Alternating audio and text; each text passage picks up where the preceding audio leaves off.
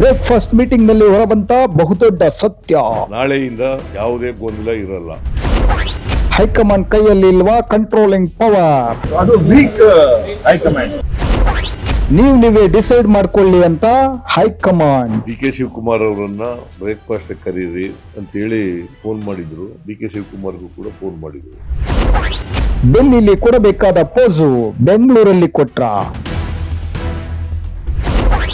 ರಾಜನನ್ನ ಅಲ್ಲಾಡಿಸಲು ಅವನ ಬುಡ ಅಲ್ಲಾಡಿಸಬೇಕಾ? ಅನಂತ್ ಕುಮಾರ್ ಹೇಳಿದ್ದು, ಯಡಿಯೂರಪ್ಪ ಅನುಭವಿಸಿದ್ದು ಏನು? ಆಗ ಸೋತಿದ್ದು ಯಾರು? ಈಗ ಇಬ್ಬರಲ್ಲಿ ಸೋಲೋದು ಯಾರು? ನಾಳೆಯಿಂದ ಯಾವುದೇ ಗೊಂದಲ ಇರಲ್ಲ. ಅವ್ರೊಬ್ಬರೇ ಸತ್ಯ ಹರಿಶ್ಚಂದ್ರ ಈ ರಾಜ್ಯದಲ್ಲಿ. ಅವ್ರಿಗೆ ರೆಸ್ಪಾನ್ಸಿಬಿಲಿಟಿ ಇಲ್ಲ ರೀ. ಒಂದು ಫ್ಯಾಮಿಲಿಗೋಸ್ಕರ ಕಾಂಗ್ರೆಸ್ ಪಾರ್ಟಿ ಇದೆ. ಎಸ್, ಮಾತು ರಾಜಕೀಯದಲ್ಲಿ ಕೊಟ್ಟ ಮಾತಿಗೆ ಎಷ್ಟು ಬೆಲೆ ಅನ್ನೋದು ಎಲ್ರಿಗೂ ಗೊತ್ತು. ನಿಮ್ಮ ಉದ್ಧಾರ ಮಾಡ್ತೀನಿ ಎಂದು ಉದ್ದುದ್ದ ಅಡ್ಡಡ್ಡ ಬೆಳೆದವರೇ ಜಾಸ್ತಿ. ಓಟ್ ಕೇಳಬೇಕಾದಾಗ ಇರೋ ಜವಾಬ್ದಾರಿ ಜನರ ಉದ್ಧಾರ ಮಾಡಬೇಕಾದಾಗ ಇರುತ್ತಾ? ಅಯ್ಯೋ, ಈ ಪ್ರಶ್ನೆ ಬಿಟ್ಟು ಬೇರೆ ಕೇಳಿ ಅಂತೀರಾ. ನಾನು ಯಾಕಿದನ್ನು ಹೇಳ್ತೀನಿ ಅಂದ್ರೆ, ಇಂದು ರಾಜಕೀಯ ನಡೆಯುತ್ತಿರುವುದು ಕೊಟ್ಟ ಮಾತು ಮತ್ತದರ ಪವರ್ ಬಗ್ಗೆ. ಮಾತು ಕೊಟ್ಟಂತೆ ನಡೆದುಕೊಳ್ಳೋನೆ ನಿಜವಾದ ನಾಯಕ. ಹಿಂಗಂತ ನಾನ್ ಹೇಳ್ತಿಲ್ಲ, ನಾಯಕರೆನಿಸ್ಕೊಂಡವರು ಹೇಳ್ತಿದ್ದಾರೆ.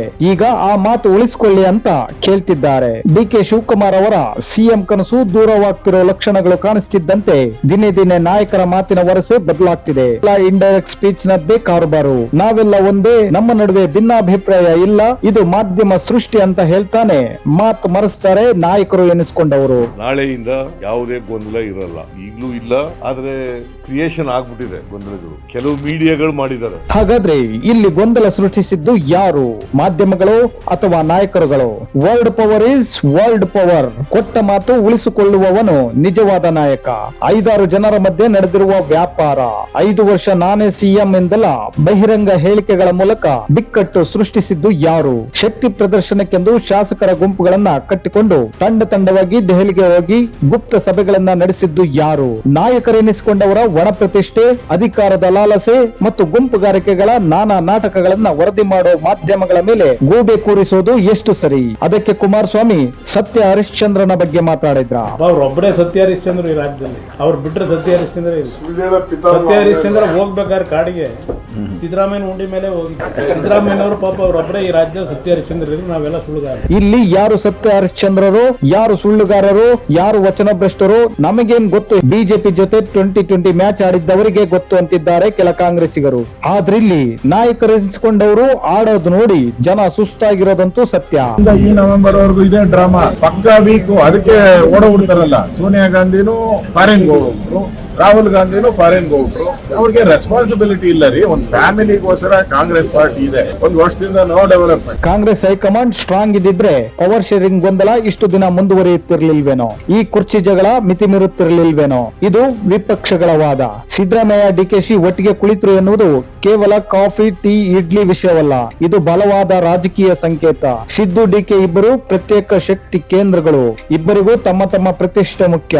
ಇಬ್ಬರು ರಾಜ್ಯ ರಾಜಕೀಯ ಅರೆದು ಕುಡಿದವರು. ಬೆಂಗಳೂರು ರಾಜಕೀಯದಲ್ಲಿ ತೀರ್ಮಾನಗಳನ್ನ ಸ್ಥಳೀಯ ನಾಯಕರು ಮಾಡ್ತಿದ್ದಾರೆ. ದೆಹಲಿಯ ಹೈಕಮಾಂಡ್ ಮಾತ್ರ ಆ ತೀರ್ಮಾನಕ್ಕೆ ಅಪ್ರೂವಲ್ ಕೊಡ್ತಿದೆ. ಇದು ಹೈಕಮಾಂಡ್ ವೀಕ್ ಎಂಬ ಮಾತಿಗೆ ಬಲ ಕೊಡ್ತದೆ. ಕಾಂಗ್ರೆಸ್ ಹೈಕಮಾಂಡ್ಗೆ ತಾಕತ್ತು ಇದ್ರೆ ಅಧಿಕಾರ ಹಂಚಿಕೆ ಒಪ್ಪಂದ ಏಕೆ ಬಹಿರಂಗಪಡಿಸಲಿಲ್ಲ ಅಂತ ವಿರೋಧ ಪಕ್ಷದವರು ಕೇಳ್ತಿದ್ದಾರೆ. ಅವ್ರು ಅನೌನ್ಸ್ ಮಾಡ್ಬೇಕಾಯ್ತು. ಹೌದು, 2.5 ವರ್ಷ ಆಗಿತ್ತು, ನಾವು ಅದನ್ನ ತೀರ್ಮಾನ ಮಾಡ್ತೀವಿ ಅಂತ ಹೇಳ್ಬೇಕಾಯ್ತು. ಹೈಕಮಾಂಡ್ ಬಲವಾಗಿದ್ದರೆ ನಾಯಕತ್ವದ ಜಗಳವೇ ಆಗ್ತಿರ್ಲಿಲ್ಲ. ಸಿಎಂ ಡಿಸಿಎಂ ಪವರ್ ರೊಟೇಷನ್ಗೆ ಕ್ಲಾರಿಟಿ ಇರ್ತಿತ್ತು. ಒಪ್ಪಂದ ಇದ್ದಿದ್ದರೆ ದಿನಾಂಕ ಹೇಳ್ತಿದ್ರು. ಇಲಾಖೆಗಳ ಹಂಚಿಕೆ ಗೊಂದಲವಾಗ್ತಿರ್ಲಿಲ್ಲ. ನಾಯಕರು ಮಾಧ್ಯಮದಲ್ಲೇ ಬಲ ಪ್ರದರ್ಶನ ಮಾಡ್ತಿರ್ಲಿಲ್ಲ ಅನ್ನೋ ಮಾತು ಕೇಳಿ ಬರ್ತಿದೆ. ಆದ್ರೆ ಇಲ್ಲಿ ರಿವರ್ಸ್ ಆಗ್ತಿದೆ. ಹೈಕಮಾಂಡ್ ಬಲಹೀನ ಆಯ್ತಾ ಅನ್ನೋ ಪ್ರಶ್ನೆ ಕರ್ತಿದೆ. ರಾಜ್ಯದ ಇಬ್ಬರು ನಾಯಕರು ಅತಿ ಬಲಿಷ್ಠರು ಎನ್ನಿಸ್ತಿದ್ದಾರೆ. ಸಿದ್ದರಾಮಯ್ಯ ಜನಾಧಾರ ಪ್ಲಸ್ ಆಡಳಿತದ ಹಿಡಿತ, ಡಿ.ಕೆ. ಶಿವಕುಮಾರ್ ಪಕ್ಷ ಸಂಘಟನಾ ಶಕ್ತಿ ಮತ್ತು ಸಂಪನ್ಮೂಲದ ಬಲ. ಇಬ್ಬರು ಒಟ್ಟಿಗೆ ಕುಳಿತರೆ ಹೈಕಮಾಂಡ್ಗೆ ಒತ್ತಡ. ನಮ್ಮ ವಿಷಯದಲ್ಲಿ ಅಡ್ಡಿ ಆಗ್ಬೇಡಿ ಅನ್ನೋದು ಇಬ್ಬರ ಸಂದೇಶವ. ಈ ಮೊದಲು ಯಡಿಯೂರಪ್ಪ ಮುಖ್ಯಮಂತ್ರಿಯಾಗಿದ್ದಾಗ ಅನಂತ್ ಕುಮಾರ್ ಒಂದು ಮಾತು ಹೇಳಿದ್ರಂತೆ, ಮೊದಲು ರಾಜನನ್ನ ಅಲ್ಲಾಡಿಸಬೇಕಾದ್ರೆ ಅವರ ಬುಡವನ್ನ ಅಲ್ಲಾಡಿಸಬೇಕು, ಇದು ಕೂಡ ಹಾಗೆ ಇರಬಹುದಾ? ಕುರ್ಚಿ ಜಗಳ, ಅಧಿಕಾರ ಹಂಚಿಕೆ, ನಾಯಕರಿಗೆ ಮಾತ್ರ ರಾಜಕೀಯದ ಆಟ. ಆದ್ರೆ ಇದರಿಂದ ಬಲಿಯಾಗ್ತಿರುವುದು ಕೇವಲ ಕರ್ನಾಟಕ ರಾಜ್ಯ. ಇಲಾಖೆಗಳ ತೀರ್ಮಾನದಲ್ಲಿ ವಿಳಂಬ, ಅಧಿಕಾರಿಗಳಲ್ಲಿ ಗೊಂದಲ, ಬಜೆಟ್ ಅನುಮೋದನೆಗಳಲ್ಲಿ ವಿಳಂಬ, ಯೋಜನೆಗಳು ಮೊದಲೇ ಕೇಳಂಗಿಲ್ಲ ಯಾಕೆಂದ್ರೆ ಕಾಸಿಲ್ಲ. ಜಿಲ್ಲಾ ಮಟ್ಟದ ಕೆಲಸಗಳು ರಾಜಕೀಯ ಜಂಜಾಟದಲ್ಲಿ ಕೈಕಟ್ಟಿ ಹಾಕಿದೆ. ಜನರ ಸಮಸ್ಯೆಗಳಿಗೆ ಸ್ಪಂದನೆ ಇಲ್ಲದಂತಾಗಿದೆ ಎನ್ನುತ್ತಿದ್ದಾರೆ ವಿಪಕ್ಷದ ನಾಯಕರು. ನಾಯಕತ್ವ ಅಸ್ಥಿರವಾಗಿದ್ದರೆ ಆಡಳಿತ ಅಸ್ಥಿರವಾಗೋದು ಶತಸಿದ್ಧ. ಒಟ್ಟಿನಲ್ಲಿ ಇಬ್ಬರ ಜಗಳದಲ್ಲಿ ಕೂಸು ಬಡವಾಯ್ತು ಅನ್ನೋ ಹಾಗೆ ಸಿದ್ದು ಡಿಕೆಶಿ ಜಗಳದಲ್ಲಿ ಹೈಕಮಾಂಡ್ ವೀಕ್ ಆಯ್ತಾ? ಕಮೆಂಟ್ ಮಾಡಿ. Thank you.